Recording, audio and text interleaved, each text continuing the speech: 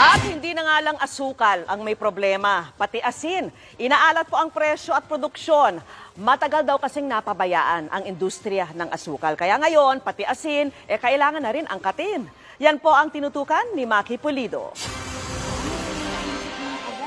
Sabi ko, hala, bakit ganun? Pati asin, magtataas na rin.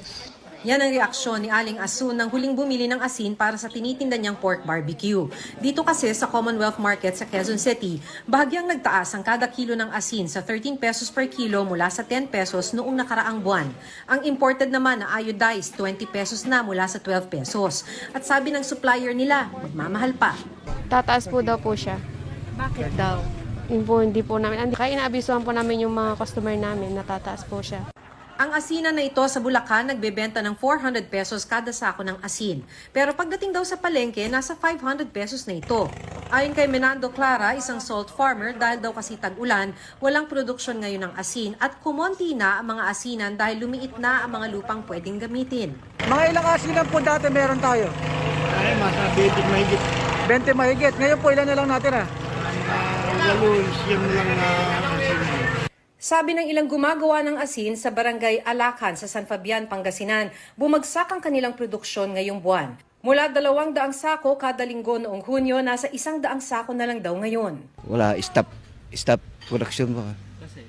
Kasi wala po tayong pangluto eh. Maraming tumatawag po sa amin sir, hindi kami makadeliver. Mga ganitong buwan talaga, yung July, August, September.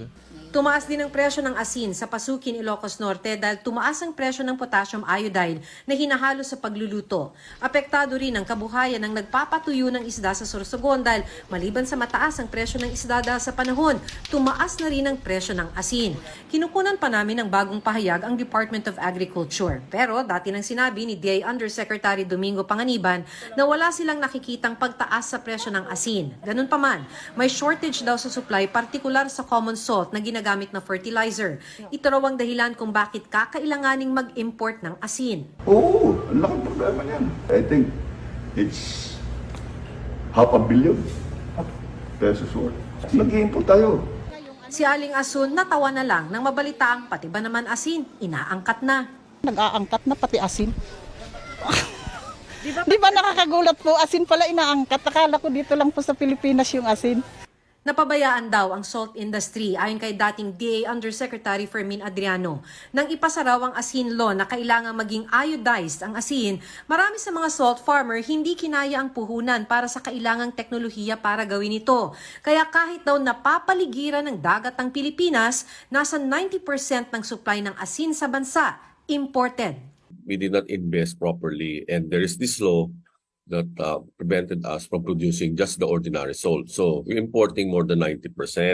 Sa datos mula sa UN Comtrade database noong 2021, umabot sa $34 million ang halaga ng inangkat nating asin. Mas mataas kaysa sa export na mahigit $200,000 lang. Ayon sa 2018 census sa Philippine Business and Industry ng Philippine Statistics Authority, kumaunti na rin ang nasa formal sector na nagnenegosyo sa salt production. Mula 26 establishments noong 2012, 18 na lang noong 2018. Maki Pulido, nakatutok, 24 oras. Good news mga kapuso! Maaari niyong mapanood ang 24 oras at iba pa naming mga newscast sa aming YouTube channel.